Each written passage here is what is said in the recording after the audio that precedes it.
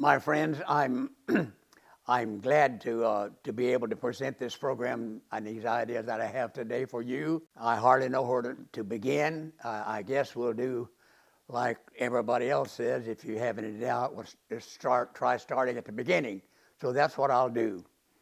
I'm 100 years old, and I live in Yuba City, California.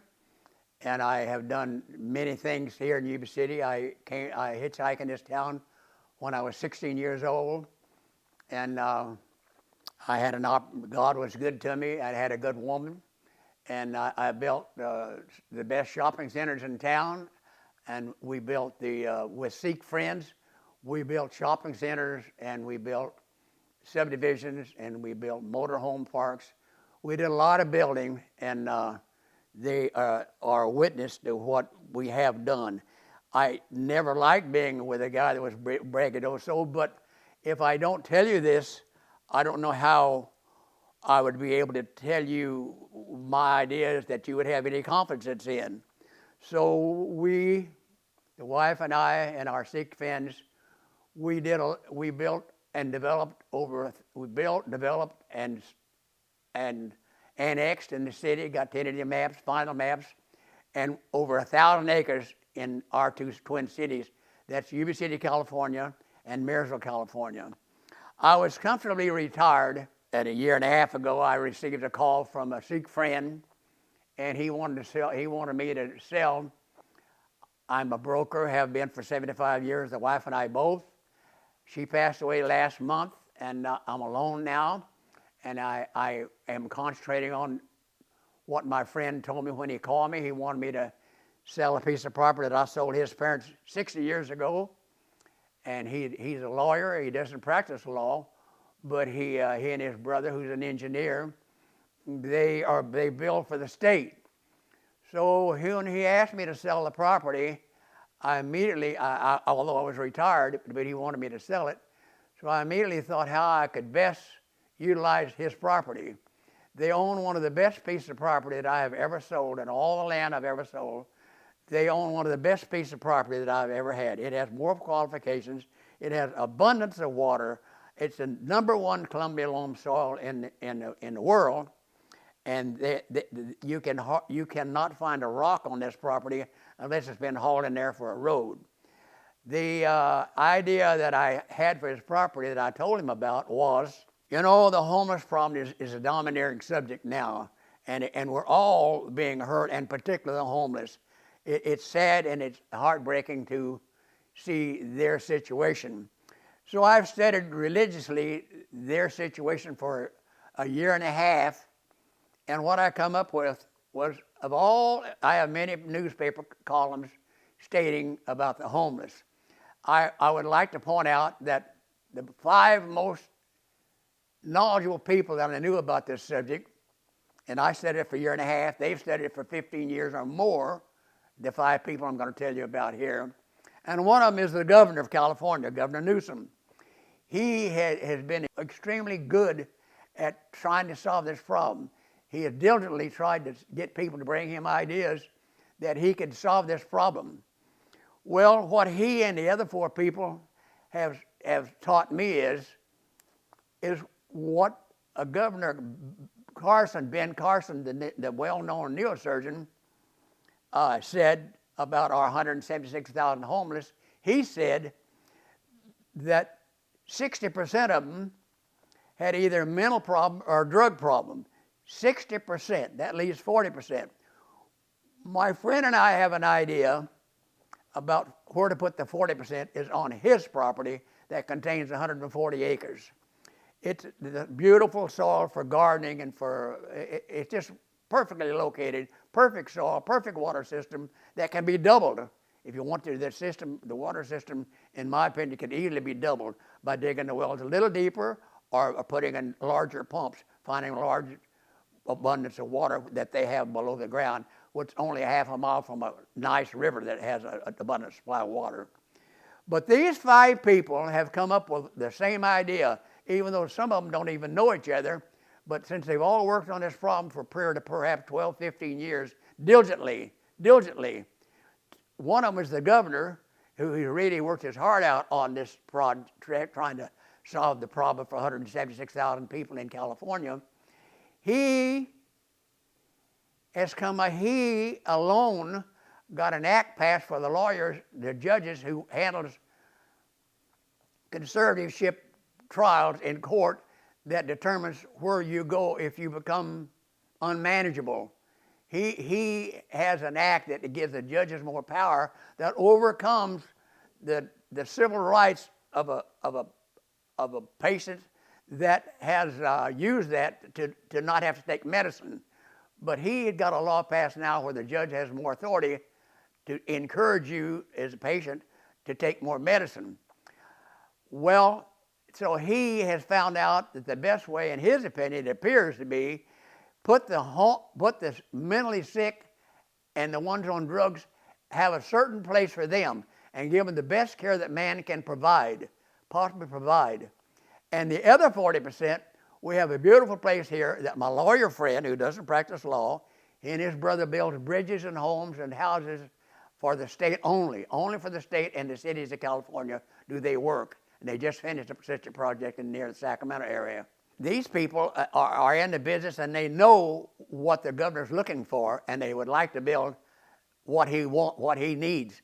And he says that he needs to house the people that have a mental problem, separate them. It would be, in the simple terms, what the Jewish people discovered 4,000 years ago was how that wolves cannot live with sheep and lambs. It cannot. And as a result then, that's a crude explanation, but it's true today because of all the homeless work we've done, the state of California. In the last 4 or 5 years, they said that they put in $20 billion trying to solve this problem. But really, all they did was take the problem and they built a place for 141, an old hotel and an old apartment house and some kind of shack, tents, whatever.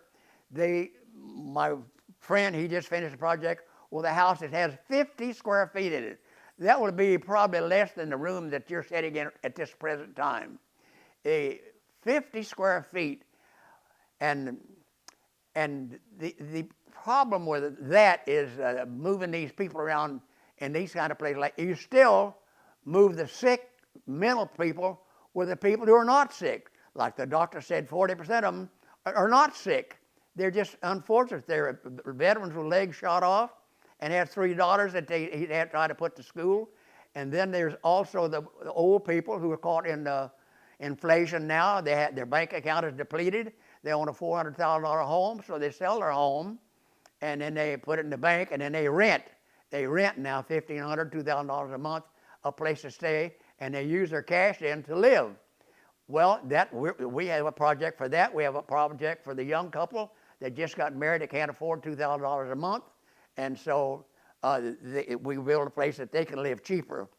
So we're going to talk about today 2 different properties for 2 different things, and what 5 people who worked on this problem diligently for all these years, what they come up with as a solution. The next 2 people, but after the governor that I read about here, and I have papers to prove these. I have 40 or more newspapers here where I learned about this subject, and the next 2 are doctors, and one of them is Insel. He works for the governor, very familiar with him, they're friends, and he is a well-known psychiatrist, very successful, and he said that 1 out of every 20 normal people like you and I have a serious mental problem. 1 out of 20 of normal people have a mental problem. And then he said 1 out of every 4 homeless people, they have a mental problem. So that means, like in our little city here, we have 1,000 people, they tell us, that's homeless. That means 250 of them have got a mental problem that you may get to visit when you go to town. You might have to crawl over them or to get in the store, or go through the fetus and trash and stuff that they provided that night for the landowner, for the property owner to clean the next morning before they opened their stores. Well, so that's what he said. And then the other one, like I told you, the other doctor, his name is Ben Carson, he said that 60% of all homeless people have either a mental problem and or a drug problem. And so the 40% that remaining that seems to be salvageable, we have a beautiful piece of property for them. It contains 140 acres. I'm going to show you maps here in just a minute. And then I'm going to show you possible maps for the other 60% that needs mental care of some kind. And these ideas I'm telling you about now are mine. They're just my ideas. I'm getting ready. That's why I'm doing this video. I'm doing this here to get your advice. I need to find out where the boogers are here in these projects that I've got. But among some Sikh friends, they call me a visionary. Well, it's not being a visionary so much. It's that I'm 100 years old and I've seen a lot of things. And I think with your help, we'll come up with something here. I'll give you so many ideas today, and you analyze them and you see how you feel about them. And if you feel like that you can contribute to this cause, please do so, because I really appreciate any help we can get to help the 176,000. You know, I found out I've lived 100 years, and I found out that it's not how long you live, it's what you did while you was alive. The Mayo Clinic in Rochester, Minnesota, they have a lot of videos, and I beg you to listen to their video. They have many of them, but please look at the one that says faith, hope, and science. Please look at that one. I read it. I've seen it 4 times. It's an hour long, and I've seen it 4 times, and I'm anxious to see it again, because only two people provided the greatest medical place in the world, and one of the most sophisticated and one of the most appreciated. People come from all over the world to go to the Mayo Clinic. I would like for you to see that, and you'll see that it was started by an immigrant from England who was 26 years old, and he came to the United States, and his father was a cabinet maker, and when he died at 7 years old, the son, W.W., was 7 years old. W.W. Mayo was 7 years old at the time, and his mother had 5 other children. So the woman raised 6 children by herself, and he put himself through a lower bottom medical school, and he came to the United States then when he was 36 years old, and he went to Rochester, Minnesota, and he there started a business, and he there was doctoring in a small little office. The town was only 5,000 people, and he was doctoring there when they had a tornado there, and it killed people, horses, cows. It killed a lot of animals like that, and he all of a sudden was cast in a position of being a very much in demand surgeon. There was legs broken, crushed like that. He amputated people's legs. He learned a lot there, and after there were so many people there, they had no beds or anything. He called a nun, and her name was Sister Alfred, A-L-F-R-E-D, Alfred. He called a sister, a mother nun, at one of the sisters' homes there, and he asked her could he use her beds, because he thought that the nuns there that was going to school there and working there, that they had they're on a vacation. Summer was there, and so she said, "Yes, you can. You can use my beds here to take care of these people." And it decimated the town. And then a month and a half, 2 months after that was all cleaned up and they functioned again, Mother Alfred went to Dr. Mayo, the senior, W.W., and he asked, he was a little guy, he was 5'4", weighed about 125, 30 pounds, and he was an agnostic. And obviously she was a woman that was born and grounded in faith. But she told him, he did such a good job that everybody was talking about it. He became famous in town, and other people were coming there to his little office to be doctored from St. Paul and Minneapolis, not too far away. He became so famous that they were coming there. And then the sister Alfred went to him and told him that she had a vision from God, and that he had told her to talk to him, and if she would build him a hospital, acquire land and build him a hospital, would he run the hospital? Would he manage it? And he told her, you know, that costs a lot of money. I doubt that you can do that. You have any money? She says, no, but I'll get it.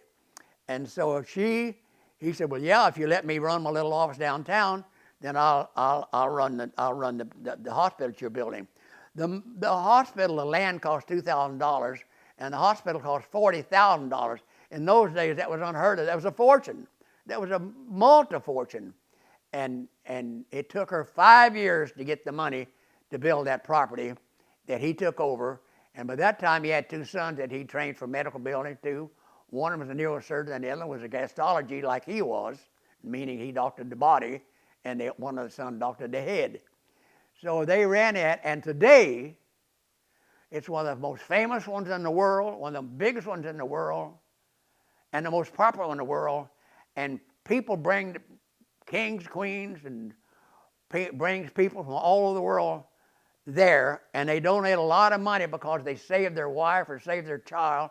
They saved their friend from brain cancer, whatever they had, and they saved them. And those people today donate millions of dollars to this place because it's so famous.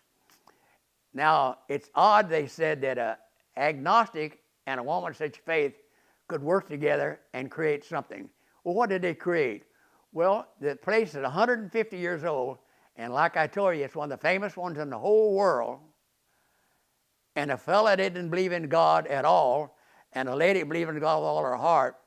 Today, from their grave, they take care of 1 million people a year in their 3 hospitals. One is located in Scottsdale, Arizona, and one's located in Jacksonville, Florida, and one is in Rochester, Minnesota. These 3, I desperately would like to see.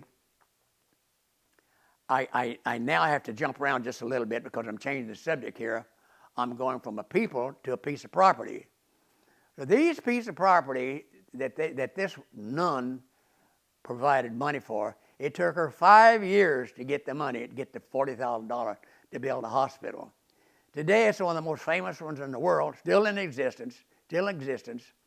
And even though Mother Alfred and W.W. Mayo, the father, and the 2 sons, Walter and Charlie, the 2 sons are in their grave, from the grave, they doctor all of these people, and it's the most famous one in the world. And I look at my own situation here, 100 years old. I don't know anything about medicine. I've built a lot of properties. I'm thankful for that. God's been good to me. The people have been good to me in my location, very, very good to me. And I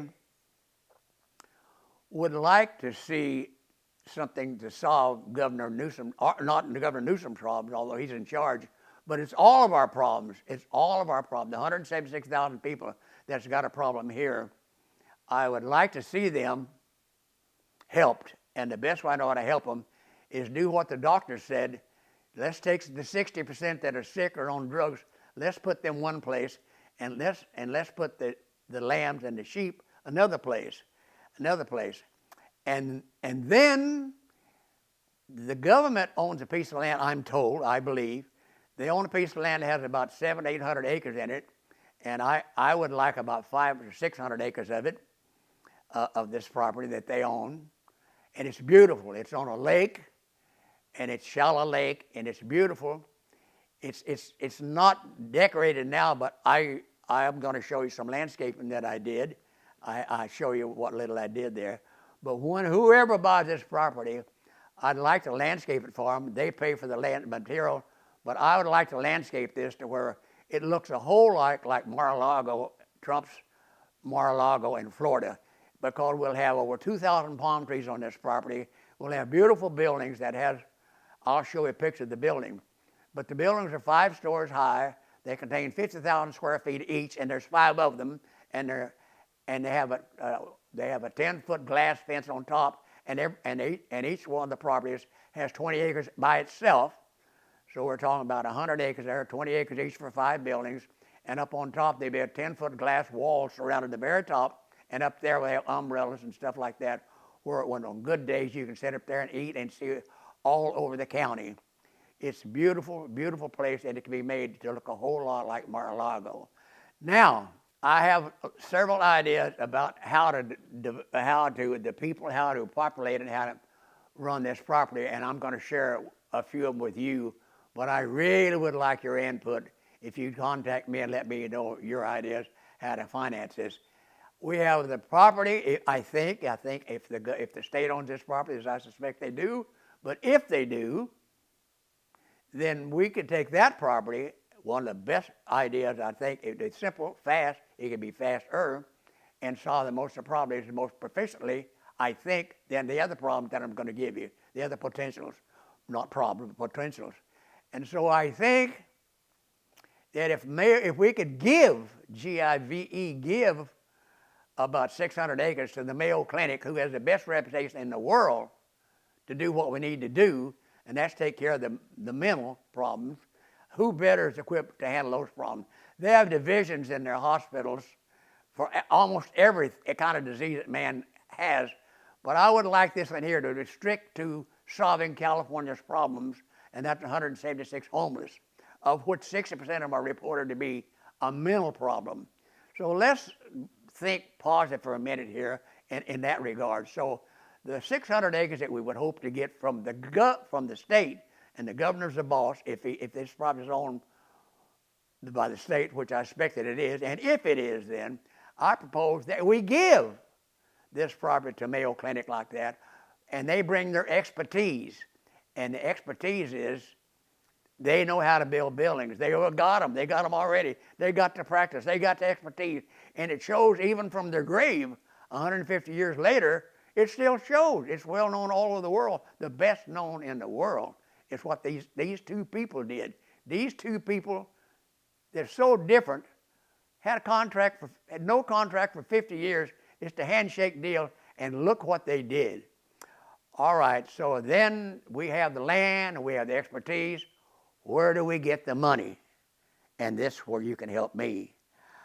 I propose that Mayo Clinic's got their own money. They can build their own buildings. They've done very, very well in that area. But if they need a little help, I propose that the 5 wealthiest guys in the United States here build one building each, just the building. They already own, Mayo would own the land at this point in time, and they build one building each. They furnish the money for one building, and they build it like Mayo lays it out because they've been there, done that, and they know the need, and they got the expertise. All right, so that would be a real simple, impossible dream. But remember this: when Mayo Clinic and this mother nun started, neither one of them had nothing. They had nearly nothing, and look what they did today. Look what they did today. We have a whole lot better chance than they ever had. Surely we can come up with something to solve such a massive problem that California has while obtaining 176,000 homeless. We can solve this problem, but we'll have to do it together, and you're not going to do it with bean money. What the state has done thus far with their $2 billion that reported that they spent trying to solve this problem, they've done, given them credit, they've done something that helps, and that is a lot of these people that are harmless and they don't have a mental problem. They're loners. That's what I call loners. We used to call them dings because they come out of Southern California, Imperial Valley, where the sun shines more down there, and the crops start producing earlier down there. They start picking strawberries and stuff like that, fruits and stuff down there, and then they live in. They're just men that live alone, and they brought bread trucks long before they had motorhomes. I'm talking about 60, 70 years ago. They had bread trucks and little vans like that, and that they didn't have any windows. They didn't want any windows in them, and they'd have a little dog, and they lived alone. However, their buddies were ones they're fruit tramps, and they start picking way down the stream end of the valley in California, and they worked way north. They would come to Modesto, they'd come to Bakersfield, Modesto, Fresno, Sacramento, Yuba City, Marysville, and they ultimately wound up in Yakima, Washington, picking apples. And then they wouldn't go any further north. It was too cold, so they went back home, and they spent their summers in the Imperial Valley. So those people, today I would like to call them loners, good people. They don't cause any trouble, and they're not on dope. But those people are tailor-made for the housing that the state has provided so far with their $2 billion. So that money is not wasted. But now then we get to the crux of the property I'm going to call number 2 property that contains 140 acres that my friend I told you about, the lawyer who's not practicing law, he and his brother are building for the state for over 20 years, have a beautiful reputation, doing very, very well. And they are the ones that I like for the governor to consider building their projects, including the land that they own, that my friend owns. These people that not the loners. The loners, the state has already taken care of a lot of their problems, but they're not. I'd like to inject something at this point in time it's a negative, but it's a must, and this is what my situation is for this project number 2 in Yuba City that contains 140 acres of the best land in the county. Some of the best. I've sold thousands and thousands of acres of land, and that's the best I've ever seen. That ranch is one of the best ones I've ever seen. And what's that got to do with the homeless? Well, if you read the literature that I have here, they tell us that the state and the newspapers tell us that 9%, 9 of every 10 women and children have been either raped or molested. 9 out of 10. How can we put up with something like that? But yet they are, I call them the sheep and the lambs. They're compelled to live with the wolves that I call. They rape and molest these children. How can you keep doing that and hope to solve this problem? You may solve the homeless problem, but you don't solve the crime problem and the insanity. You didn't do anything to solve that problem. These people are most disregarded people of all of our homeless situation. It's not the insane. It's not the one with dementia, bipolar, Alzheimer's. The worst one is the worst one of the mentally that's bad off. Also, all 4 of those people are now living in apartment houses around these towns with these women and children. The women and children are forced to live with these so-called wolves. So as a result then, I want to separate them. And this property here that I'm talking about, the 140 acres now, I would like for the state to buy. If they're forced, they can sell the land up there instead of giving it to Mayo Clinic. If Mayo doesn't interest it, we sell it to somebody, and we sell it this time. We take that money and we buy the property in Yuba City here that has 140 acres of the top-notch land, and then we name this one here Garden Village. Garden Village. The soil is so rich that everybody's backyard, for the most part, if you like it, you can put in a garden. It's a garden, and then the garden. This place is surrounded by redwood trees, and in the middle it has palm trees and big fountains, and it has security guards.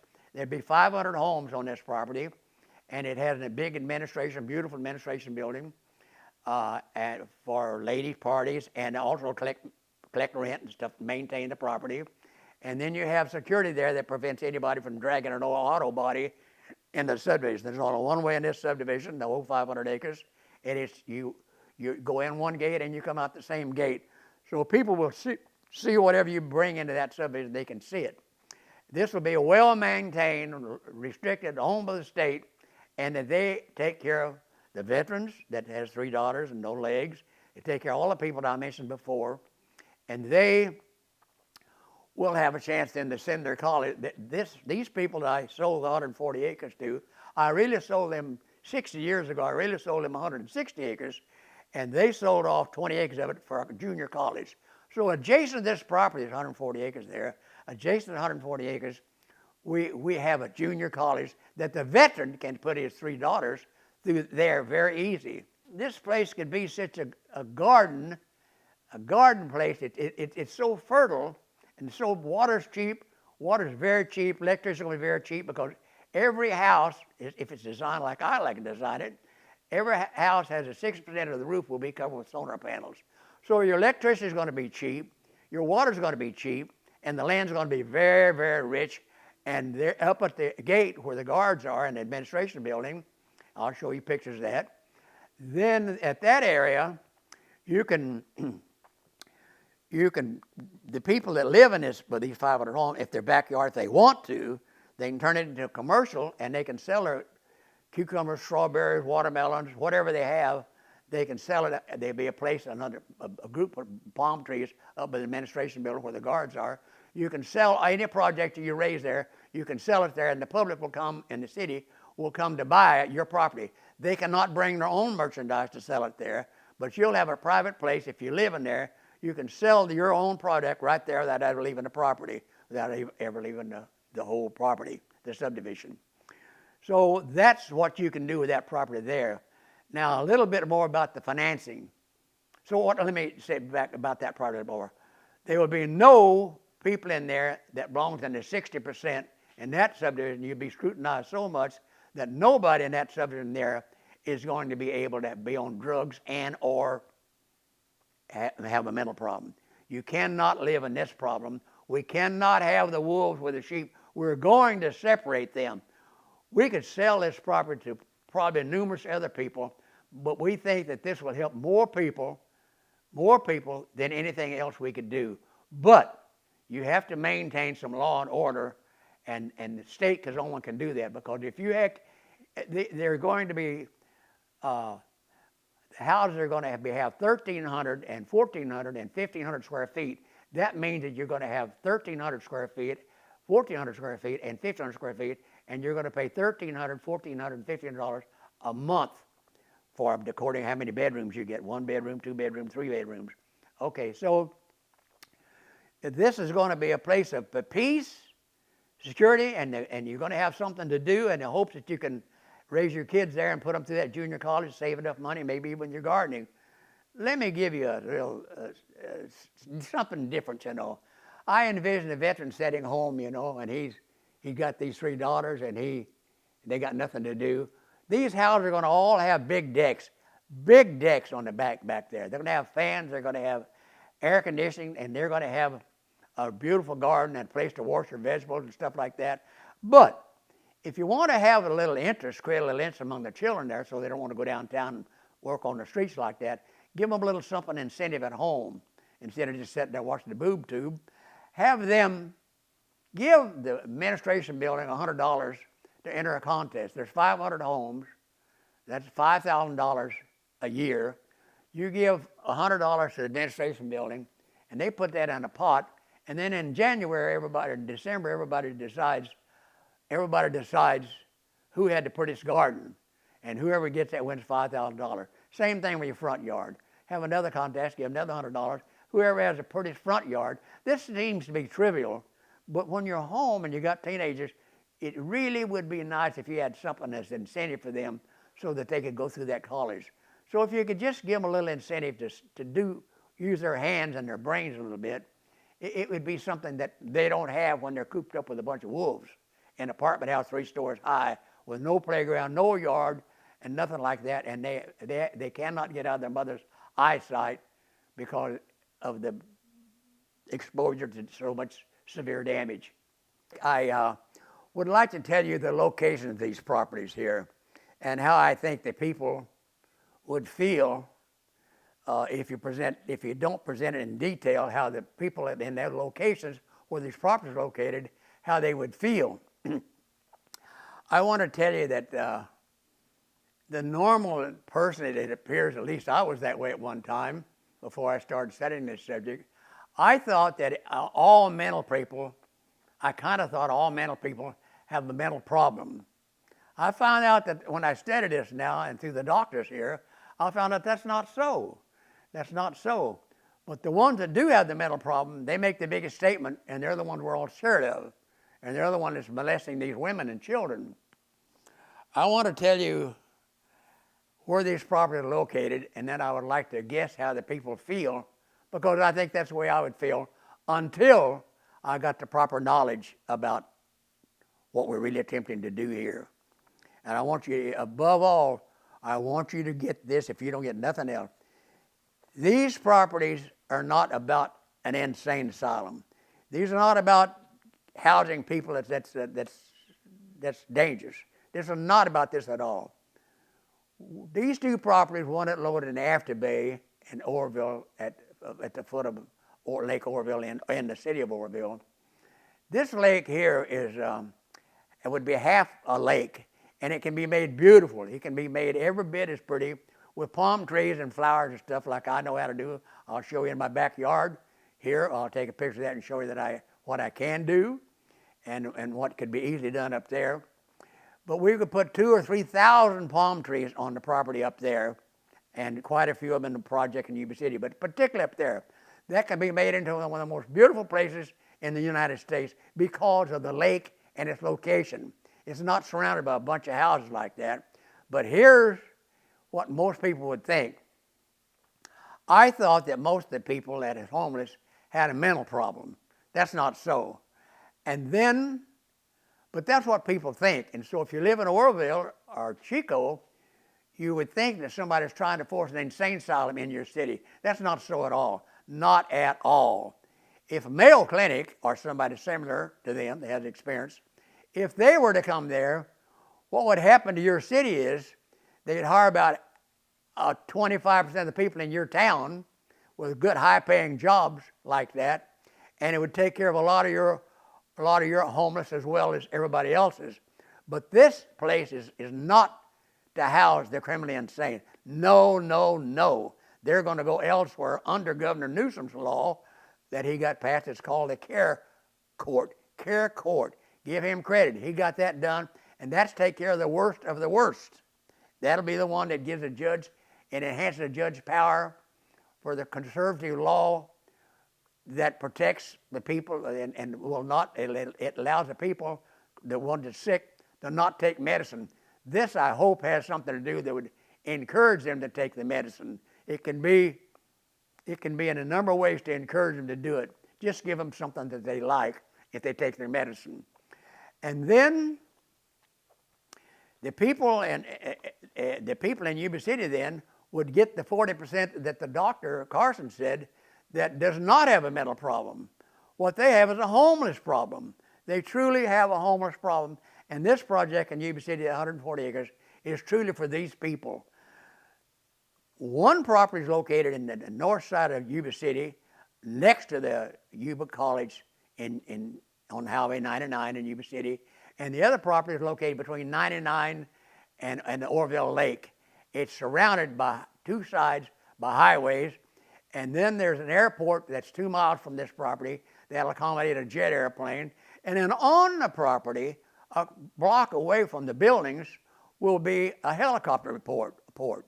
For instance, now, how this would operate in one of my ways of thinking is if one of those guys that is homeless, had a mental problem, he raped or molested a child or somebody in San Diego, the cops would pick him up and he's sentenced and he gets 2 or 3 years in the pen. He gets 2 or 3 years. When he gets in the pen, then they call the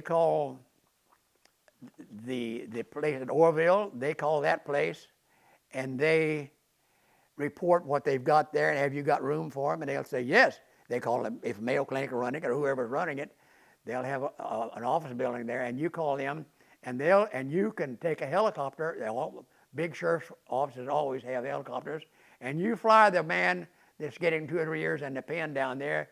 You fly him up this project in Oroville, and they examine him. They give him medicine to get the poison out of his system. Then they give him good food. He gained 10 pounds of weight, and he goes to work. Now he is qualified to live in a project in Yuba City, where nobody's allowed to take dope and stuff like that.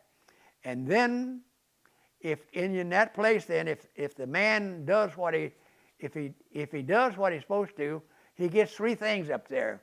He gets an apartment, a private apartment.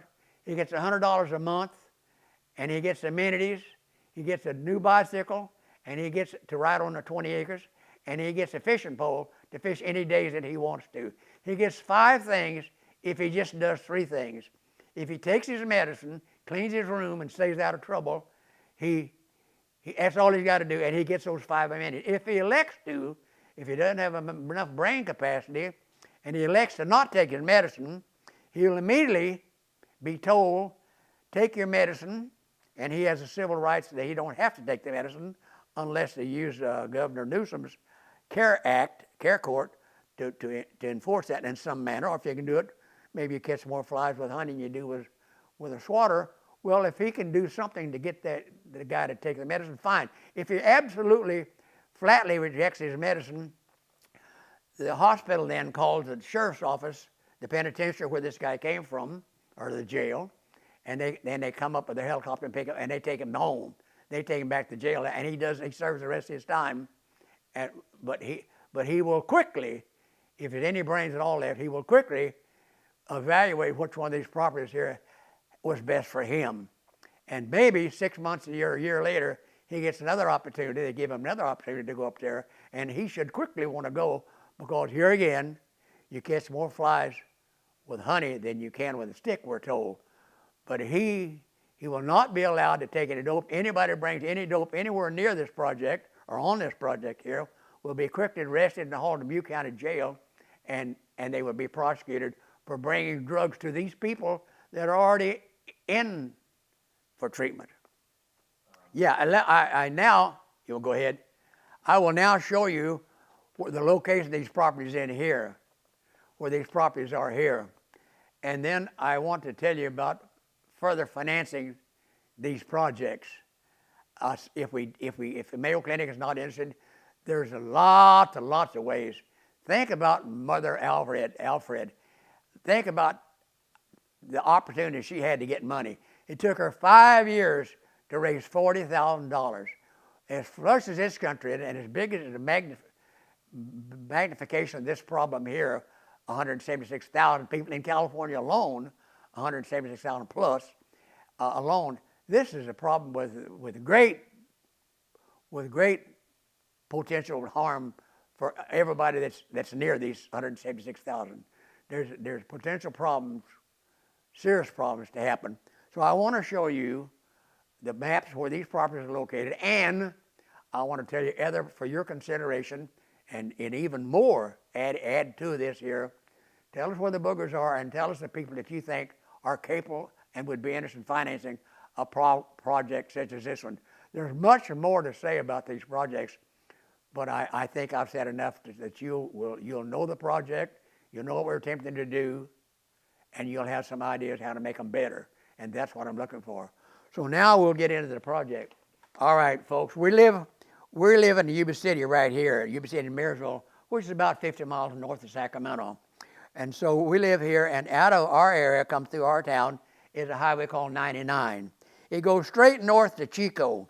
When you get past a city called Live Oak, and here is a map that locates somewhat for you that leads to 99 highway, goes through Marysville, Yuba City. It goes straight north to a place called Chico, California. As you go through Live Oak, it's about 10 miles on the other side of Live Oak. There's a city called Gridley. And about 10 miles on the other side of that or less, there's a dam on the right-hand side of the highway, right adjacent to the highway, parallel highway on the east side. And you go along that dam on Highway 99 until you come to the first stop sign. You turn to the right. Here you go up this way, and you turn to the right here, and there's a bridge that goes across the lake. And when you get on that bridge and stop in the middle of it there, and you will see a small portion of the lake on the north side of the dam. North side of, not the dam, the highway. East side of the dam, north side of the highway. And in that containment there's about a section of land there, half water and half land. On this land, there's points there, and on each one of those points, there's about 20 acres on each one of those points, and each one of the points here will have a building. I have 3 here, but you can accommodate many, many more if you want to. But these buildings here, shown here, have 50,000 square feet of them. They're 5 stories high, and they're on the point, and the point contains 20 acres, and it's all fenced in. Each point is fenced in by itself with 20 acres, with a street right down the middle of it for bicycles. It's all enclosed, has bicycles, and it has a restaurant. Every building has its own restaurant with hundreds of people in each one of the buildings, and they all have their own restaurant up on top, with all surrounded by 10 feet of glass, and there's where you have your breakfast on the beautiful days. And it's something that even Mar-a-Lago does not have. It'll look like at a glance Mar-a-Lago in Florida, Trump's building, beautiful place, but this will be just as beautiful from a distance, and it'll have things that even they don't have. They don't have a private lake, and I doubt that they have any more palms than we can have. This place can be absolutely out of this world compared to what it is today. But this is Orville Lake, and this is the piece we want. We want this portion right here. We just want this portion right here. There may be another lake, another map here, and it shows even more. Yes, it shows here.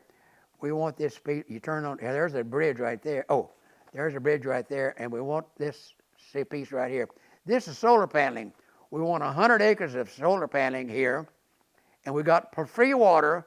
We got free electricity, almost free here, and free land. Free land, free water, and almost free electricity for these projects built on this property here. And I have another picture here I'll show you in just a minute of what these points look like, what they look like, and each one of them will contain one building only, and that building will be 50,000 square feet. Just a little bit more about the lake itself and the location of the building. This building here, this is a point here. This is the lake. This is a lake right here, and this is the land. This is rice land right here, and there's a road goes right like that. This is a blacktop street that goes to the building. This red is the buildings, and this has red umbrellas on the building. This is a huge deck on the back that has solar panels on the back of it, but it's a deck that's all along the north side or south side, overlooking the lake here, and on this there'd be a huge deck, and with about 40 or 50 vending machines downstairs. And remember, I told you what you get when you go to this project here. When you first go in there, you get a private room. You get $100 a week, for nothing, for keeping the room clean. And then you get amenities. You can take that $100 and go down the stairs and buy all the vending machine stuff that you like. There'll be no cigarettes, no booze or anything. Remember, we're trying to get the poison out of you, not put it in you. And as a result, you get a bicycle and a fishing pole. You get 5 things if you'll do what we ask you to do. And what do we ask you to do? We're asking you, please take your medicine, please keep your room clean, and please don't cause any trouble. And if you don't violate those, you get these. If you do violate those, like I told you, we're going to call the people that sent you to us and have them come and get you, and you can go serve the rest of your time there. But these is in other words, they've had trouble before making these people take the medicine, but surely all these places here, these umbrella stuff, all this food, all this nice place to stay, that should be an incentive. Even if a person that's sick should know which is the better of the two. Better to the jail? They say that these people hate jails. They just do nothing, go in there and sit down. But here, you're going to be given something. All you got to do, keep your room clean, take your medicine, and don't cause any trouble. And you get all this here. There's nothing like this that's ever been offered here on this project. And I'll show you what the advantage is on the other project in just a minute. But here's this is the entrance to the property. This is the entrance to the property. When you come in here, you'll be examined. These women here will question you. Then you go inside. These are doctors coming out. Inside, then you'll be questioned about it. And if you pass their test here, and this is where this is the bottom, and this is the top. Up on top, you're 5 stories high, and you got a beautiful view of the whole countryside up there. You can see both cities, Orville and Chico, and Butte City, and maybe Marysville, Yuba City. But this is what it looks like on the top. You see that? Okay. All right. This one here, then, is what the front of the building looks like. This is what the front of it looks like. There's the people up on top. There's the people up on top with the umbrellas and placing tables, benches, stuff like that. A portion of this will be covered here for rain. You can still not get wet. This part here will be covered here so you can eat up here, rain or shine. This here will be open like this here. So if the sun's shining, you eat over here, and if it's raining, you eat over here. But nevertheless, you eat in the same building that you stay in. You just go up 5 stories to do it.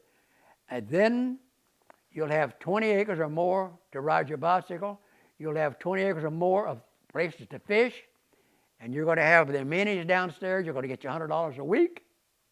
But you got to take your medicine, and you've got to not cause trouble, and you got to keep the room clean. If you don't, we're going to call the people that sent you up there, and you're going to go back to where you came from. This one here is the back of the building. I do this for something else, but the point is that there'll be a huge deck on this right here, and the lake's over here, and this deck will be huge. This building about 300 or 400 feet long. So the deck's going to go from here to here, and it's going to go up about right there, and it's going to come out like 200 feet, and it'll all be a deck here, and the vending machine will be all along the wall here. This deck comes out here, means that you can go out there rain or shine. It doesn't make any difference. Normally, the most undesirable wind we get in our areas from the north. This whole building shuts the north wind off, and you're under deck here, and you can sit there and play cards. You can take a nap. You can go out a little further and fish. You can do a lot of things here, no matter what the weather is there. And from up here, you can see your tractors in the field. You can see so many beautiful things. You can see the mountains. You can see the highway with the cars going up and down. You look out over the lake, and there's boats, all kinds of boats, barge boats, fishing boats, pontoons, all these kind of things. The view up from here is going to be very, very good because you can see the mountains. Sierra Mayo Clinic, mental advancement, not for insane people, not an insane asylum. This is for mental advancement, and that includes your 10-year-old son that hit his head on the sidewalk. Okay, I wanted to show you and ask you some questions about the property at the lake for the people that has mental problems. I want to talk to you a little bit about that because I know there's a lot of other options besides. I only keep mentioning Mayo Clinic because it seems so doable, so doable. They got the expertise, they got the money, and they could handle it easy. And this would give them the 4th one that they have in the United States, and the 1st one they have in California. And we need them desperately, or somebody similar.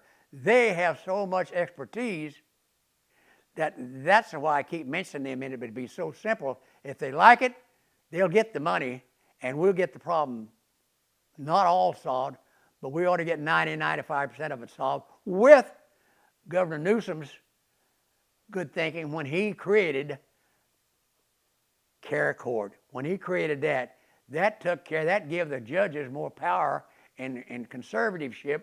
It gave the judges more power to do something and house and do the proper thing with the sickest of the sickest. The word I was looking for a while ago in regard to dementia, Alzheimer's, and bipolar was dementia. Schizophrenia. Schizophrenia is the one that's above our pay grade, and I think it's above Mayo Clinic's pay grade too, because there's nothing to work with any longer. All you can do with them people is put them where they're most comfortable, and they won't harm anybody, including themselves. That's the best that they could get. The next group there, we're going to give them the best that they can get, and then we're going to give the project in UBC the best that they can get. These 2 projects provides a nice home where the women and children are not raped, not molested. It gives them a beautiful place for sanctuary, and with garden village with possibilities, and they up there at the lake that has the mental problems, they're going to be cleaned out to get deployed out of their system, and those that can be salvageable, we're going to do it and put them back and action, put them back in our world. So that's what we're going to do. But it would, I want you to see how beautiful that is like that, and who wouldn't like to live in here and compared to living in jail. Now let me mention just a little bit more about financing here. The idea, in my opinion, at this time, with no further knowledge than what I have, Mayo Clinic is the idea. But we don't necessarily have to have them. If they're too busy for our project here, We'll take the wealthiest, 5 wealthiest people in the United States, and each one of them build these buildings. We take the best ball teams, the biggest ball teams, 5 ball teams, and they finance the buildings. And then we take the biggest beer companies, and they finance. One of them kind of redeemed himself a little bit. One of them, I think, would love to do this project to redeem themselves. But anyway, those are the people. Then you have Steve Jobs' wife, who helps a lot of people. Maybe she would be into this project. Maybe Bill Gates and his buddy be into this project. There's so many potentials out there that we have that W.W. Mayo never had at all. He couldn't even raise $40,000. It took 5 years to raise $40,000 for a building that today is one among 3 that's serving 1 million people a year, serving 1 million people a year, coming from all over the world. And we have a much, much better chance. Surely we have a better chance than an agnostic and a very religious lady ever had. Neither one of them had any money. And these people in the United States today, there's lots of money. Take the one that's making the most money and let them help the most people.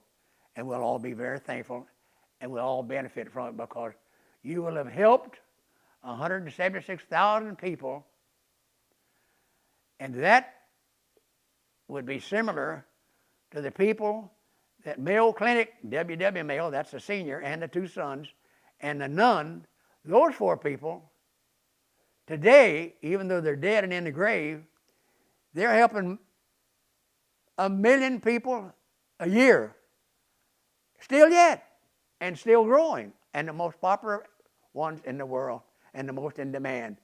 So I think I'll close with that, but I really seek your help. I really am sincere.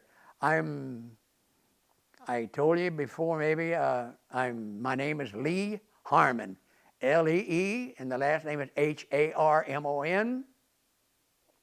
I'm part Cherokee Indian, Native Indian. I learned long ago from my mother who lost their land, and she was given, the government took President Jackson took the land away from the Cherokees. I happened to be part of one of them, and they gave my mother a piece of land to compensate for what they'd taken from the Indians. They gave her back a little piece, and I was born and raised, and I learned from her what compassion and sympathy was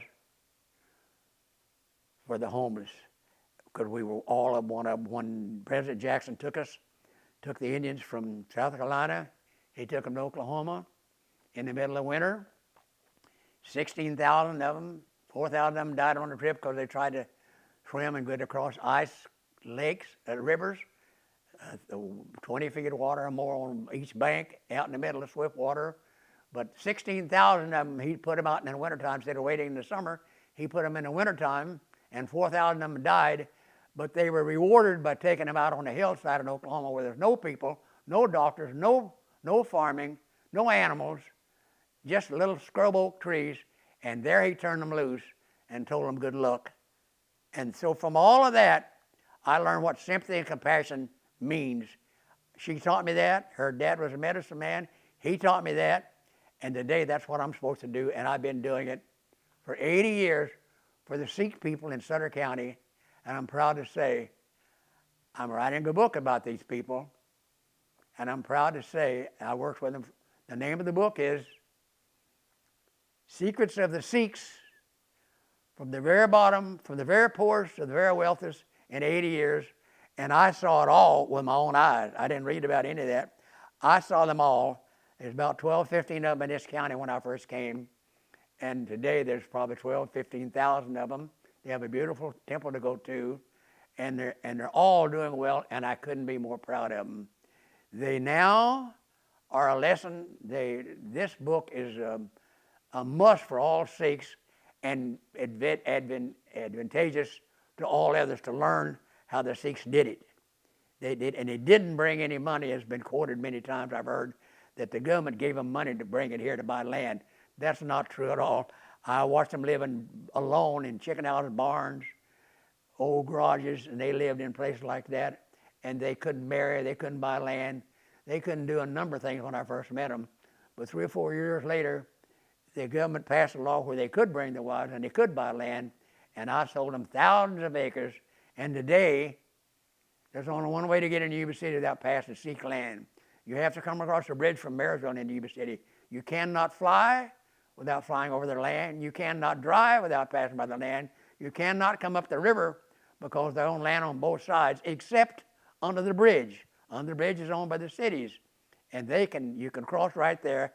That's the only way to get into Yuba City without crossing the Sikhs' lands. I know a little bit about Indians.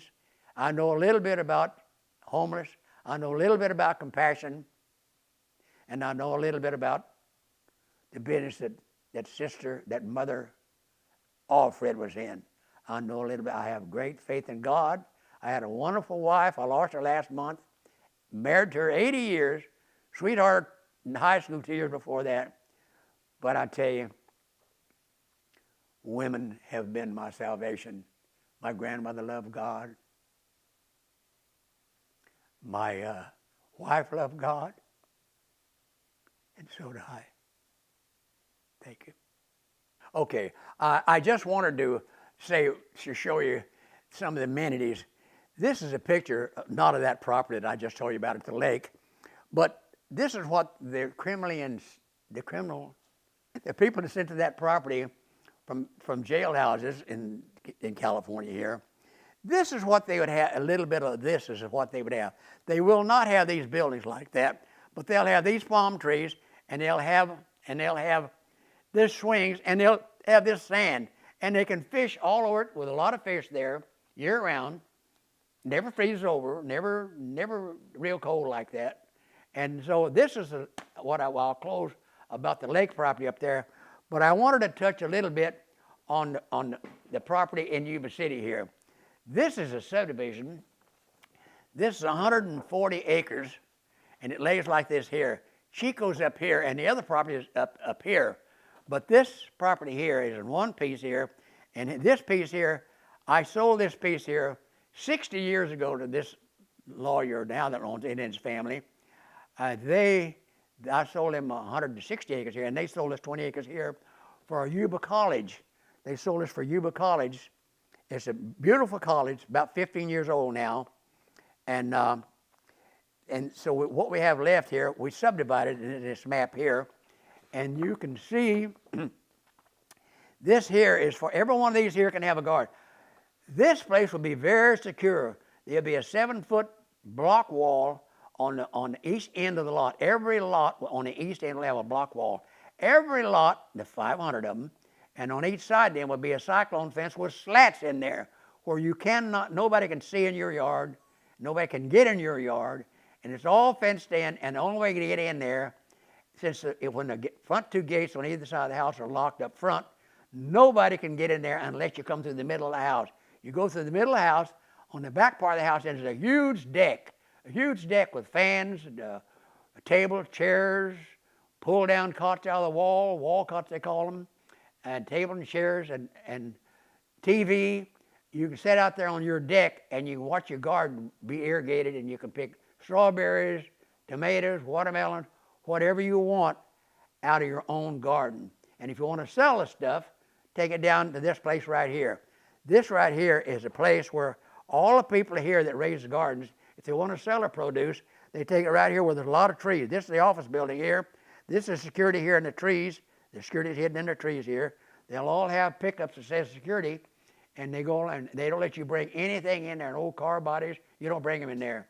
And any doubtful people that's questionable, they stop there. You're questioned there, you know. This is the only way in this project, and it's the only way out. This has a 7-foot wall around the whole thing, and it has redwood trees contagious with each other. They touch each other. They're beautiful. And down the middle here is palm trees and big fountains down the middle. So if the kids live in there, they go up here, and the school bus comes in and picks them up right here. But here's where you sell your merchandise. If you want to sell your gardening, you do it there. You don't have to take it to town. People from town, they will come here to buy it. And these are tomatoes and watermelons here. And it's all under shade trees here, palm trees. So this will be the property in Yuba City that has 500 houses.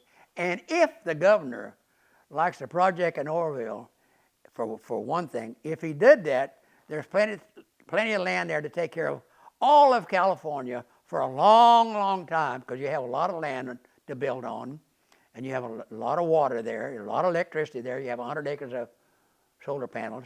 You're going to have enough land there to take care of all of California for the problem that we're trying to solve, and that's the mental problems, okay, and the drug problems. And then in Yuba City here, this project here is going to have its own garden space. It's going to have its own water and a lot of its own electricity. 60% of every roof will have solar paneling. And this place here is redwood trees around the whole thing, creating privacy. But the main thing is, women there, the homeless women and children there, and anybody else, will feel secure there because they got security for their 500 homes. They got walls that you can't climb. They got fences that you can't see through. And you're total in your backyard. You have total privacy. And you have something to do. You can watch television. You can work in your garden. You can sit and have a watermelon, your own. So that is, I would like to close now by showing you a nice picture. This picture here shows you the lots. It shows the lots, and it shows where they sell their vegetables and stuff here. But it shows you how the layout. This is the gate right here. This is redwood trees completely around this whole project, and a 7-foot wall. You can't get over this wall. The only way you can get in here is through this gate right here, and there's security there. But what you need to know is, what does the houses look like? The houses is whoever develops this land will have their own opinion about what kind of house they like to build. I'm just giving you one man's vision here, and I'm trying to accomplish a lot of things. I'm, number one, trying to provide a place for women and children to stop that molestation that's going on, that we ought to be ashamed of ourselves. Above all, aside from murder and somebody's got schizophrenia, it's dangerous like that. Above all except that, we should really be trying to protect women and children. And there's no plan that I'm aware of that's been presented to Governor Newsom that makes such great strides to protect the women and children as this project does here. You don't put wolves with sheep or lambs, and the Jewish people found that out 4,000 years ago, and they're smart. They know how to handle wolves. We can't do what they did, but we can separate them, and this gives us an opportunity to do so. This property here, the houses are built to be happy. 1,300 square feet, 1 bedroom, 1,400 square feet, 2 bedroom, 1,500 square feet, 3 bedrooms, like that. This is what the house looks like here. This is just my idea, because I'm not interested so much about the beauty. This is about being able to function and live without getting hurt. Be protected and have a sanctuary. That's what this is all about. This house here, the roof, like I told you, 60% of the roof has solar paneling. The wells on this property, there's 3 of them. I'm told that they produce about 1,500 to 2,000 gallons a minute. I know that property. I've known that property for 80 years. That property has never had a water problem that I'm aware of in the 80 years that I've been here. And I've dug a lot of wells. I had 400 acres of orchards. I dug a lot of wells, and I improved a lot of existing wells. These wells that they have here can either be dug deeper, or they can put bigger horsepower motored up on the surface like that. This property will, I think, will never ever have a water problem. And if you still want to use city water, fine. Let's use this water on this property that exists here already for gardening. So you got almost free water, you got almost free electricity, and you got top-notch land for this. And you can have a home, private home, not a shack, not a 50-foot shack, and it's not among wolves, and you're completely secure. And you have an opportunity to go to college right next door. Just walk over to the college next door. All right, folks, I'm going to close, and I really thank you for your attention. I pray that you might help us, have some ideas that you'd like to share with us. And if you do, give me a call, and I'll really consider them, and I'll appreciate and thank you again for all the help you provide. Help us find the boogers. And we know there's a lot of them out there, but even with all the boogers, we have many, many more times of doing what Dr. Mayo and Sister Alfred, we gave many, many better chances to do what they ever did. But look what they did. And today, they must be enjoying their endeavors that they did 150 years ago, and it's better now than it ever was, and getting better every year. Thank you kindly. We'll try to see you again sometime or hear from you. Thank you kindly. Bye-bye.